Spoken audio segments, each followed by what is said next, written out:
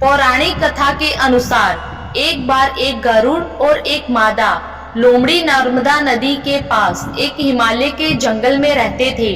दोनों ने कुछ महिलाओं को पूजा करते और उपवास करते देखा और खुद भी इसे देखने की कामना की। उनके उपवास के दौरान लोमड़ी भूख के कारण बेहोश हो गई और चुपके से भोजन कर लिया। दूसरी ओर चील ने पूरे समर्पण के साथ व्रत का पालन किया और उसे पूरा किया। परिणाम स्वरूप लोमड़ी से पैदा हुए सभी बच्चे जन्म के कुछ दिन बाद ही खत्म हो गए और चील की संतान लंबी आयु के लिए धन्य हो गई। इस कथा के अनुसार जीमूत वाहन गंधर्व के बुद्धिमान राजा थे।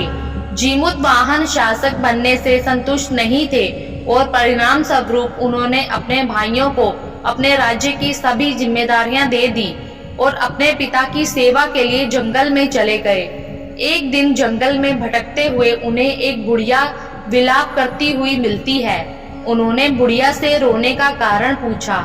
इस पर उसने उसे बताया कि वह सांप के परिवार से है और उसका एक ही बेटा है।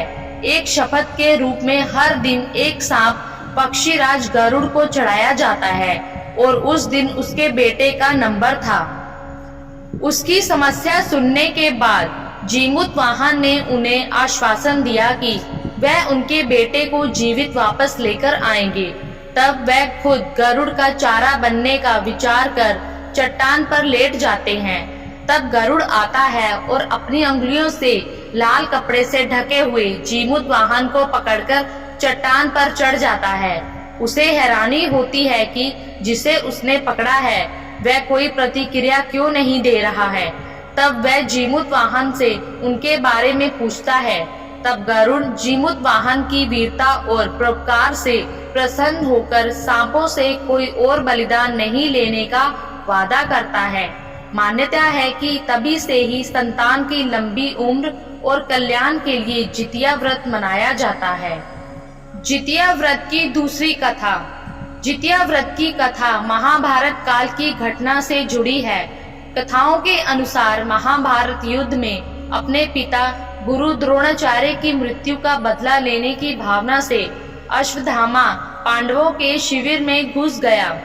शिविर के अंदर 5 लोग को सोया पाए अश्वत्थामा ने उन्हें पांडव समझकर मार दिया, परंतु वहां द्रौपदी की 5 संतानें मारी गई। उसके उपरांत अर्जुन ने अश्वत्थामा को बंदी बनाकर उसकी दिव्य मणि उसके माथे से निकाल ली। अश्वत्थामा ने फिर से बदला लेने के लिए अभिमन्यु की पत्नी उत्तरा के गर्भ में पल रहे बच्चे को मारने का प्रयास किया और उसने ब्रह्मास्त्र से उत्तरा के गर्भ को नष्ट कर दिया। तब भगवान श्री कृष्ण ने उत्तरा की अजन्मी संतान को फिर से जीवित कर दिया। गर्भ में मरने के बाद जीवित होने के कारण उस बच्चे को जीवित पुत्रिका के नाम से भी जाना जाता है। तब उस समय से ही संतान की लंबी उम्र के लिए जितिया का व्रत रखा जाने लगा।